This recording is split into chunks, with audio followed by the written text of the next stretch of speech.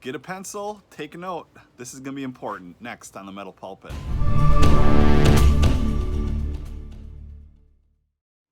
So feelings, let's talk about feelings for a little bit here, because in the church world, in Christianity, feelings can be, what's the easiest word? Fake. I guess the best thing would be to say is they can be fake.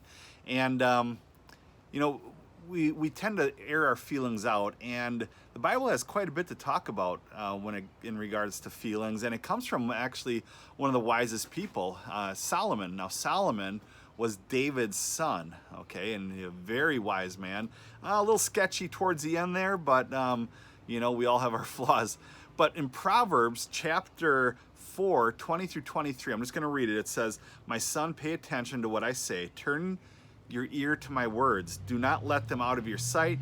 Keep them within your heart. For they are life to those who find them and health to the whole body. Above all else, guard your heart, for everything you do flows from it." Now, we guard against all sorts of things. Right now we're in summer. You look at some kid on a beach, and you'd think they wouldn't have a tan because they're just slathered with sunblock, and they're just white from it. We guard ourselves against gluten. For some people, they have a really good reason to. Others, they just don't want to until they pass a pizza joint. Then they're all about the gluten.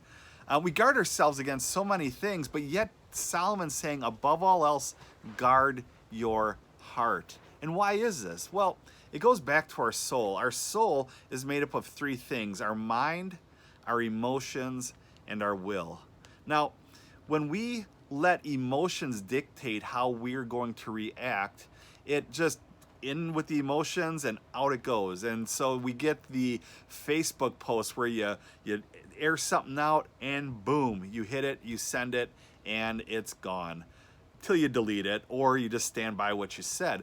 Then there's the other side of it that, have you ever typed in those Facebook statuses where you just type, and you're like, I just want to send it, but you don't, so you hit cancel. And that's because our heart is where everything needs to come from. All of our feelings, all of our emotions need to come from our heart. When we backflush our heart with our emotions, then our emotions and our mind is telling our heart what to do, versus our heart, the wellspring of life, should be where things come from. And so we have to be able to guard ourselves against such things so that we don't end up hurting somebody, saying something that we shouldn't. We should be able to talk about feelings openly. There was a statement that I heard at a conference quite a few years ago, and it says, who you aren't isn't interesting. In other words, who you are, your flaws, your qualities, your downfalls, the things that make you awesome, that is what makes you awesome.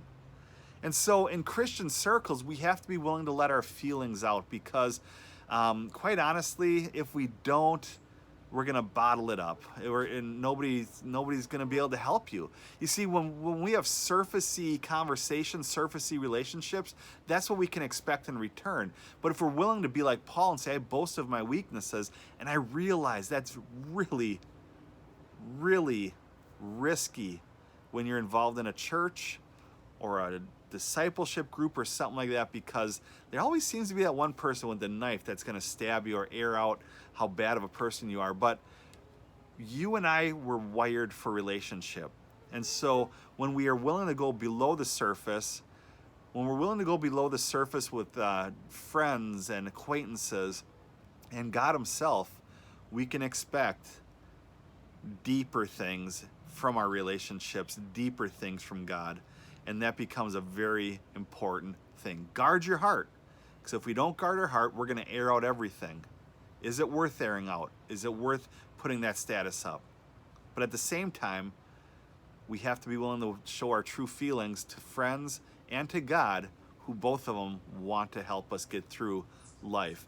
And likewise, we want to be able to have friends like that as well. Thanks for joining me. Have a great day.